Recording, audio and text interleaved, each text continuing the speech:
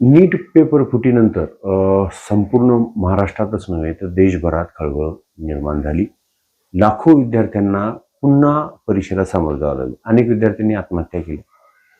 ज्यांच्याकडे पेपर फुटलाय ते आनंदित होते, त्यांच्यापर्यंत पेपर आला, ते खरेदी करू शकले. मात्र त्यांनाही आता आरोपीच्या पिंजऱ्यात आले ते आणि त्यांना पेपर पुन्हा द्यायची वेळ त्यांच्यावर आली, अभ्यास करायची वेळ आली. मात्र आत्ता आपण लातूरमध्ये एका अशा घरी आहोत ज्या विद्यार्थ्यानं तिसऱ्यांदा नीटचा पेपर दिलेला आहे. आणि 2 वेळेस त्याचे जे अटेम्प्ट होते ते उत्तम झाले होते. मात्र तिसरा अटेम्प्ट करताना त्याला किडनी फेल्युअर सारख्या आजाराला सामोरं जावं लागलं. त्याला डॉक्टर होण्याची तीव्र इच्छा होती. मात्र दोन्ही वेळेस पेपर फुटला आणि आता तिसऱ्या वेळेसही पेपर फुटलेला आहे. त्याच्यामुळे त्याला जे गुण मिळाले होते नीटच्या एक्झाममध्ये त्याच्यासाठी मेडिकलला ऍडमिशन घेणं शक्य होत नव्हतं. आणि सातत्यानं 3 वर्ष नीटचा अभ्यास करत करत त्याला शारीरिक प्रचंड त्रास झाला आणि त्यातून किडनी फेल्युअर झाला असं त्याच्या कुटुंबियाचं म्हणणं आहे. साहेब नमस्कार. हे आहेत तेलंगे साहेब. नाव साहेब आपलं? माझं संतोष तेलंगे. काय व्यवसाय आपला? माझं छोटस दुकान आहे सर इथं. किती वर्षापासून अभ्यास हे परीक्षा देतोय? हा विश्वजित तेलंगे. मी 3 वर्षापासून परीक्षा देतोय आणि 4थ्या वेळेस तर काही आजारामुळे मला ह्या वर्ष पूर्ण वायाच केलाय आणि त्याच्यातून पण आजारातून नीट होऊन मी पेपर दिला आणि त्यात पण हा पेपर फुटला.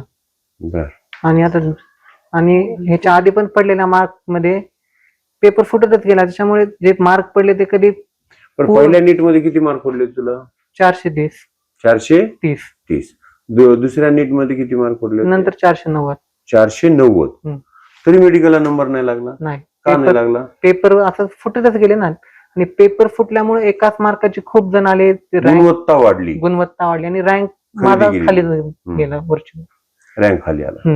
मग तुला पी मध्ये नाही लागला तुझा?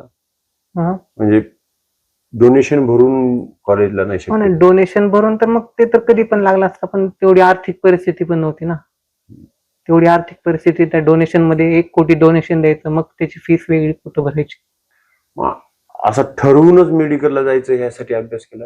हा, मी ठरवूनच अभ्यास करत होतो. ठरवूनच माझं देह मी त्याच्या मागे जात होतो. पण त्याच्यामध्ये आता ह्या अशा अनेक अडचणी आल्या आणि त्या अडचणींना सामोरं जात जात शरीराचं इतकं वाटोळं झालं माझ्या की आता ते आयुष्यभरासाठी ते माझ्यासाठी खूप अवघड आहे जपणं.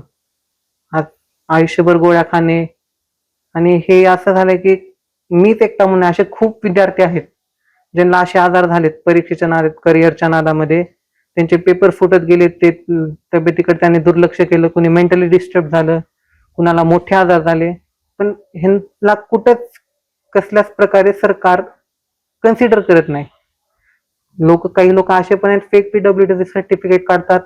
तर पीडब्ल्यूडी सर्टिफिकेट अशा आजारांना मिळायला पाहिजे, कारण हे एक प्रकारे अपंगत्वच आहे.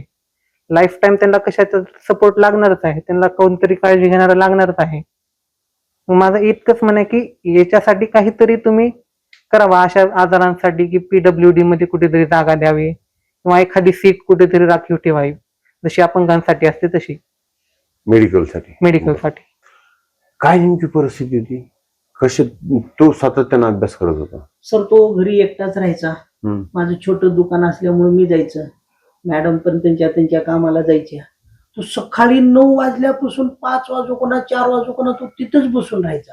मग मी ज्यावेळेस 4ला घरून यायचं, बघायचं मुलगा काय करलाय, तर तो तिथंच बसून राहायचा.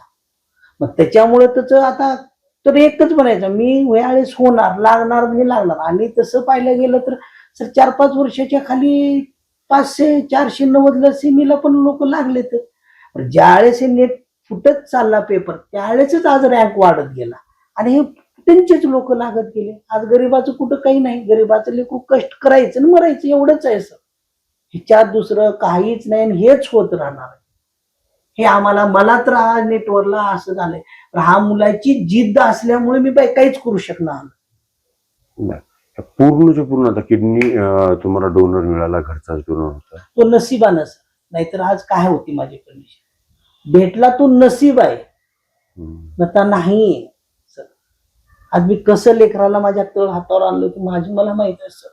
हे व्यथा सांगूच शकत नाही आणि ह्याच्यात गव्हर्नमेंट बरोबरी करूच शकत नाही सर. फक्त ह्या नेटच्या आणि ह्या पेपर फुटून सिस्टमच्या गोंधळामध्ये माझं लेकरू आज सत्यानाश आहे सर.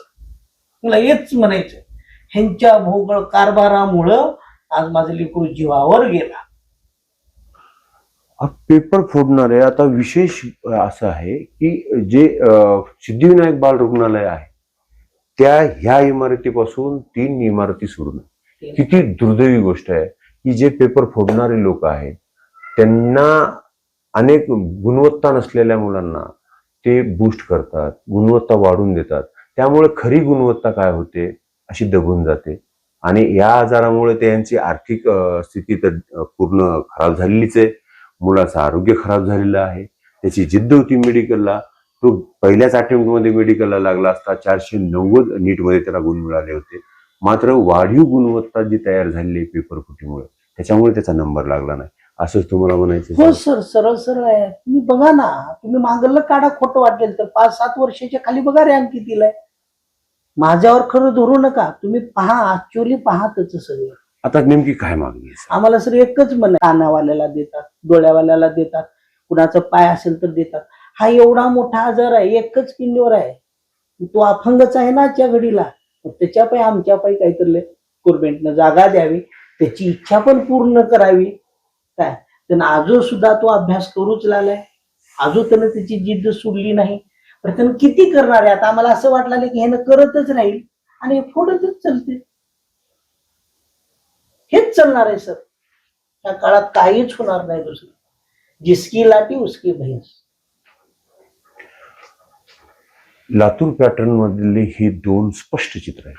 एक चित्र जिद्द घेतलेल्या मुलाची आहे ज्याची शारीरिक अवस्था हळूहळू खराब होत गेली, किडनी फेल्युअर झालं, तरीही त्याची जिद्द आहे की मला डॉक्टर व्हायचं आणि त्या अनुषंगाने त्याचा अभ्यास चालू आहे. पहिल्या अटेम्प्टमध्ये, दुसऱ्या अटेम्प्टमध्ये त्याला चांगले मार्क होते. तिसऱ्या अटेम्प्टच्या वेळेस तो आजारी पडला, किडनी ट्रान्सप्लांटची वेळ आली. झालंही आहे, आर्थिक नुकसानी झालेली आहे, शारीरिक नुकसानी झाली आहे. आणि एकीकडे लातूरमध्ये चित्र दिसत आहे, प्रचंड पैसेवाले लोक पैशासाठी पेपर फोडताना दिसतात. अशी 2 वेगवेगळी चित्र याच लातूरमध्ये आपल्याला पाहायला मिळत आहेत. निशांत भद्रेश्वर, एबीपी माझा, लातूर.